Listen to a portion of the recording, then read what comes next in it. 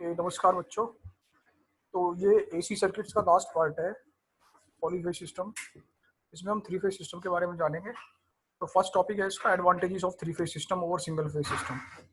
तो कुछ three phase system की एडवांटेज विशेषताएं हैं सिंगल फेज के ऊपर, जिसकी वजह से हम world wide three phase system को अडॉप्ट करते हैं। बिजली को पैदा करने के लिए हम थ्री फेज जनरेटर्स का इस्तेमाल करते हैं पावर प्लांट्स में, और बिजली को पैदा इलेक्ट्रिसिटी को जनरेट करने के बाद उसको ट्रांसमिट डिस्ट्रीब्यूट करने के लिए भी हम थ्री फेज ट्रांसमिशन लाइन का इस्तेमाल करते हैं। तो ऐसा क्यों है, क्या एडवांटेजेस है? फर्स्ट एडवांटेज की बात करते हैं यदि हम, तो थ्री फेज मशीन जो हैं, जितनी भी थ्री फेज मशीन्स हैं, उनके अंदर रोटेटिंग मैग्नेटिक फील्ड पैदा होता है, जो कि सिंगल फेज मशीन में पैदा नहीं होता। रोटेटिंग मैग्नेटिक फील्ड अपने आप में एक कांस्टेंट रोटेटिंग टॉर्क पैदा करता है, जिसकी वजह से हम थ्री फेज मशीन्स का इस्तेमाल करते हैं। सेकंड पार्ट है, थ्री फेज मशीन जो होती हैं वो सेल्फ स्टार्ट होती हैं। इस रोटेटिंग मैग्नेटिक फील्ड की वजह से ही three phase machine self start होती हैं, जबकि सिंगल फेज मशीन्स को सेल्फ स्टार्ट करने के लिए हमें एक्सटर्नल कुछ तरीकों का इस्तेमाल करना पड़ता है। तो ये भी विशेषता है थ्री फेज की। Three phase machines are self starting but single phase machines are not self starting. Third जो है, आउटपुट जो होता है थ्री फेज मशीन्स का वो ज्यादा होता है सिंगल फेज मशीन्स की अपेक्षा। नेक्स्ट, अगर हम वॉल्यूम की बात करते हैं, जो मटेरियल चाहिए उसका वो कितना उसका वॉल्यूम लगेगा पावर को ट्रांसमिट करने के लिए सेम वोल्टेज पे। तो थ्री फेज में अगर हम बात करें वॉल्यूम की, कंडक्टर जो तार इस्तेमाल होता है वो कम लगेगा सिंगल फेज की अपेक्षा, सेम वोल्टेज पर सेम पावर को ट्रांसमिट करने के लिए। एफिशिएंसी भी हमारे थ्री फेज की, जो थ्री फेज मशीन है उनकी ज़्यादा होती है सिंगल फेज की तुलना में, तो इसलिए हम थ्री फेज का इस्तेमाल करते हैं। अगर हम कॉस्ट की बात करते हैं, cost of three phase machine is less than single phase machine for the same power and same voltage. अगर हमें हमें 5 हॉर्स पावर की मोटर बनानी है, सिंगल फेज मोटर बनाए, और एक थ्री फेज मोटर बनाए 5 हॉर्स पावर की, तो थ्री फेज मोटर को बनाने के लिए लागत कम लगेगी सिंगल फेज की अपेक्षा। और इसी वजह, और हम अगर हम बात करते हैं ट्रांसमिशन की, डिस्ट्रीब्यूशन की पावर की, तो हम इस वजह से थ्री फेज सिस्टम का इस्तेमाल करते हैं। थ्री फेज को पैदा करने के लिए, थ्री फेज को ट्रांसमिट करने के लिए जो कनेक्शंस होते हैं, थ्री फेज मशीन्स में जो कनेक्शंस होते हैं, 2 प्रकार के कनेक्शन होते हैं। एक स्टार कनेक्शन होता है, दूसरा डेल्टा कनेक्शन होता है। देखो हम स्टार कनेक्शन स्टार्ट करते हैं यहाँ से। इसमें देखो स्टार और डेल्टा दोनों में 3 वाइंडिंग्स होती हैं, 1 2 3 वाइंडिंग्स हैं, ये 3 कॉइल्स हैं। इन तीनों कॉइल्स के अगर हम कोई से भी एंड को, हम पढ़ चुके हैं पहले भी, एक साथ जोड़ दें तो हमारा इस तरीके से स्टार कनेक्शन बनता है। अब ये स्टार कनेक्शन बन गया, स्टार कनेक्टेड वाइंडिंग्स हैं बेसिकली। हम अगर बात करते हैं जनरेटर की, अगर हम इसमें कहें तो 2 तरीके के वोल्टेज होते हैं। एक तो लाइन वोल्टेज, मैंने आपको नोट्स भेजे हैं, उसके जब डेफिनेशन पढ़ेंगे आप तो समझ में आप लोगों को आएगा। एक तो लाइन वोल्टेज होता है, एक फेज वोल्टेज होता है। लाइन वोल्टेज का मतलब क्या है, देखो ये हमारा फेज बोलते हैं इसको। जो हमारी कॉइल है, आप ऐसे याद रखें, जो कॉइल वाला जो पोर्शन है, it is actually the phase. ये जो कॉइल है, जहाँ पे कॉइल लगी हुई है, ये फेज है, ठीक है। और ये जो आगे जो तार निकल रहा है बाहर, ये जो तार निकल रहा है ए बी और सी, ये हमारी लाइन कहलाती है। अगर हम कहें कि 2 लाइन के बीच का वोल्टेज, किन्हीं 2 लाइन के बीच का वोल्टेज हमारा होता है लाइन वोल्टेज। जैसे ए और बी के बीच का वोल्टेज, बी और सी के बीच का वोल्टेज, सी और ए के बीच का वोल्टेज, तो V A B, V B C, V C हमारे लाइन वोल्टेजेस हैं। अगर हम फेज वोल्टेज की बात करते हैं, तो लाइन, किसी एक लाइन और न्यूट्रल, देखो ये न्यूट्रल पॉइंट है जहां पर हमारे तीनों फेजेस कनेक्ट हैं, ये न्यूट्रल पॉइंट कहलाता है। किसी भी लाइन और न्यूट्रल के बीच का वोल्टेज हमारा फेज वोल्टेज होता है। तो V A N, V B N, V C N, ये हमारे तीनों क्या है, फेज वोल्टेज है। तो हमने यहाँ पे लिख दिया है कि मैग्नीट्यूड जो है, हम इस तरीके से कॉइल्स का जो कॉइल को लेते हैं कि तीनों कॉइल्स में नंबर ऑफ टर्न सेम हो, सेम मटेरियल की बनी हो, तो बैलेंस सिस्टम बेसिकली होता है। तो तीनों जो फेज वोल्टेज, जो लाइन वोल्टेजेस होंगे, इनकी वैल्यू मैग्नीट्यूड की बात करते हैं अगर हम, सेम रहेगी। Line voltage V A B, V B C, V C N, V L के बराबर मान लिया हमने line voltage. Phase voltage V A N, V B N, V C N equal to V P मान लिया। एक line और phase के बीच का वोल्टेज फेज वोल्टेज वीपी से रिप्रेजेंट करते हैं। अगर हम देखो ध्यान से देखें, अगर हम लाइन करंट और फेज करंट की बात करते हैं स्टार में, देखो फेज में फ्लो होने वाला करंट, देखो ये फेज है, ये फेज है, ये फेज है, इनमें जो करंट फ्लो करेगा वो फेज करंट, और जो लाइन में करंट फ्लो करेगा वो लाइन करंट। हम जरा ध्यान से देखें इस चीज को, तो जो करंट फेज में जा रहा है वही करंट लाइन में जा रहा है, क्योंकि फेज हमारी लाइन के साथ कनेक्ट है सीधी सीधी सीरीज में। तो फेज करंट और लाइन करंट दोनों सेम होते हैं स्टार में। इसे प्रूफ करने की कोई आवश्यकता नहीं है, डायग्राम से साफ साफ दिखाया है। तो आई एल मैंने लिख दिया, line current equal two phase current in star connection. जो प्रूफ करने की जरूरत है हमें, वो है relation between line and phase voltage. Basically parameters में वोल्टेज में रिलेशन। कुछ बच्चों को प्रॉब्लम आ रही थी, बच्चों ने मैसेज भी किया था कि सर समझ में नहीं आ रहा है, जो नोट्स भेजे हैं हमने, तो मैं अभी ये वीडियो बना के भेज रहा हूँ, आप लोग ध्यान से पढ़ना इसको, अब क्लियर हो जाएगा, आराम से तसल्ली के साथ पढ़ेंगे। तो हम एक बैलेंस थ्री फेज सिस्टम की बात करेंगे। बैलेंस थ्री फेज वोल्टेज हमारा जनरेटर पैदा कर रहा है। तो पहले समझ लो बैलेंस का मतलब ये है कि जो जनरेटर के अंदर तीन वाइंडिंग्स हैं और वो तीनों वाइंडिंग्स जो वोल्टेज पैदा कर रही हैं V A N, V B N, V C N, वो तीनों वोल्टेज का मैग्नीट्यूड सेम होगा और तीनों वोल्टेज एक दूसरे से 120 डिग्री आउट ऑफ फेज होंगे, 120 डिग्री पे होंगे। देखो फेजर डायग्राम बनाना शुरू करते हैं, इसी से प्रूफ होगा। जो हमारी ए वाली कॉइल है वो वी एन वोल्टेज पैदा कर रही है, देखो मैंने दिखाया यहाँ पे सीधा। बी वाली कॉइल जो है वो ये है, यहाँ पर वी बी एन वोल्टेज पैदा कर रही है, इससे 120 डिग्री पीछे है, देखो ये 120 degree angle, V A N से वी बी एन 120 डिग्री पीछे। ऐसे वी सी एन जो सी वाली कॉइल है वो वी बी एन से 120 डिग्री पीछे। तो 120 120 120 ये बचा, 360 होता है ना। तो तीनों तीनों हमारे V A N, V B N और ये V C N 120 degree out of phase होंगे। सबसे पहले आप ये तीनों वोल्टेज बनाएंगे, V A N, V B N और वी सी एन। ठीक है, अब हम प्रूफ करना शुरू करते हैं। अब आगे का डायग्राम समझ में आएगा आप लोगों को। यहाँ से अगर मैं कहूँ line voltage V A B equal to होगा V A N plus V N B.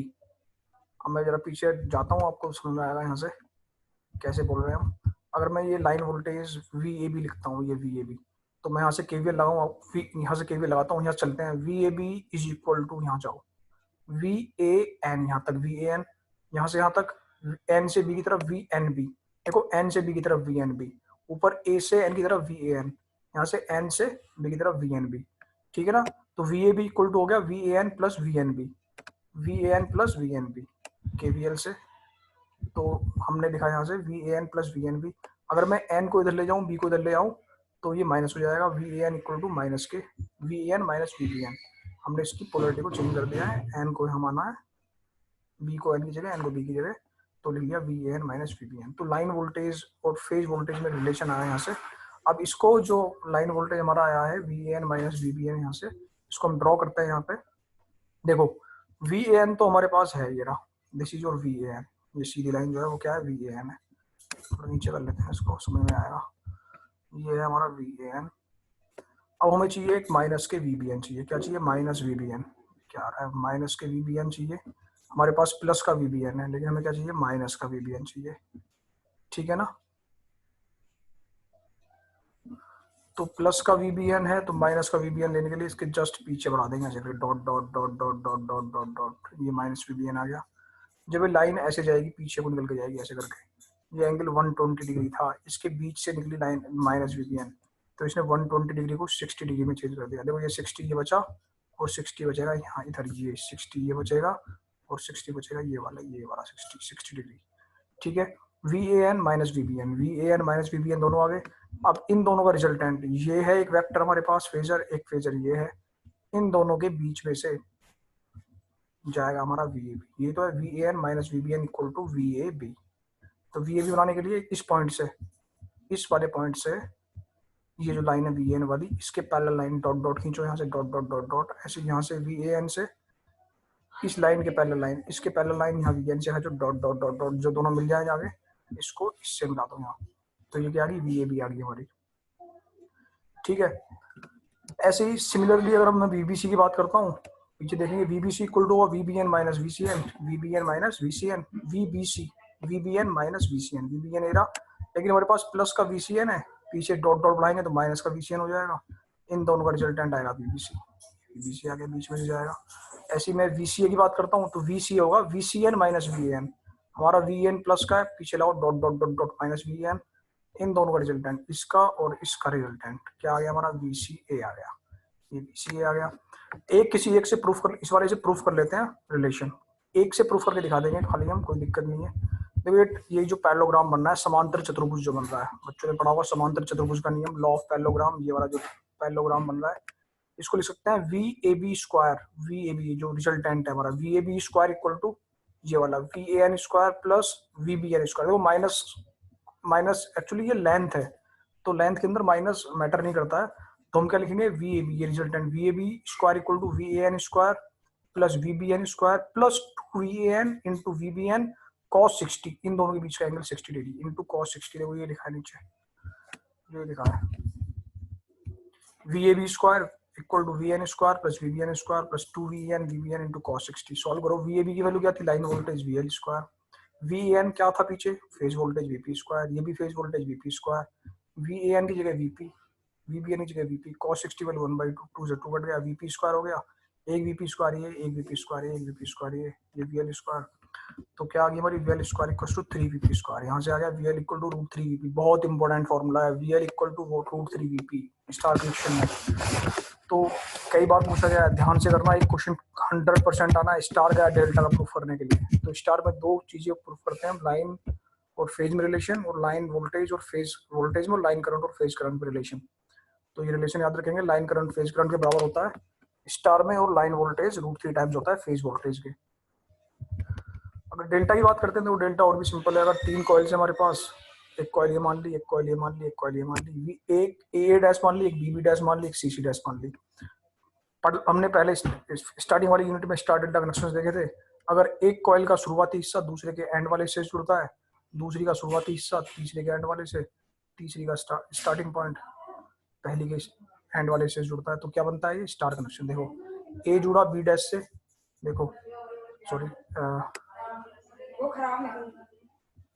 आप ऐसे कर सकते हो, आप इसे ए जुड़ रहा है किससे, बी डैश से, बी जुड़ रहा है सी डैश से, और सी जुड़ रहा है ए डैश से। यहाँ से देखो ए जुड़ रहा है सी डैश से, हम इसको ऐसे लिख लेते हैं, थोड़ा थोड़ा सा चेंज कर सकते हैं। इसको ए मानो, इसको ए डैश मानो, इसको बी मानना, इसको बी डैश मानना, इसको सी मानना, इसको सी डैश मानना, ठीक है, तब आपको समझ आ जाएगा ये।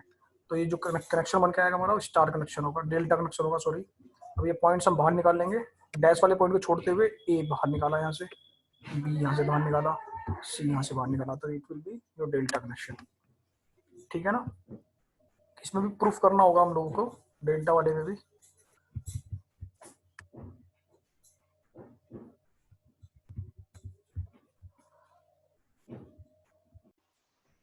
तो ये समझ में आ गया ना, यहाँ पे थोड़ा चेंज करना है, ए डैश की जगह ए करना है बस, ए डैश ए, यहाँ ए, यहाँ बी, यहाँ सी, यहाँ सी डैश, बी डैश, ए डैश, फिर ये सर्किट ठीक हो जाएगा। थोड़ी सी मिस्टेक की कोई दिक्कत नहीं है, इतना बड़ा इशू नहीं है। तो ये आपका डेल्टा कनेक्शन बन के आया यहाँ पे। ये हमारे फेज हैं तीनों, एक फेज ये है, एक फेज ये है, एक फेज ये है। फेजों में फ्लो होने वाली करंट फेज करंट कहलाएगी, फेज करंट, ये भी फेज करंट, ये भी फेज करंट। तो वो ए से बी की तरफ फ्लो कर रही है आई ए बी, बी से सी की तरफ फ्लो कर रही है आई बी सी, इस सी से ए की तरफ फ्लो कर रही है आई सी ए। तो I A B, I B C, I C ए तीनों क्या होंगी, फेज करंट होंगी, तीनों क्या होंगी, फेज करंट होंगी हमारी। और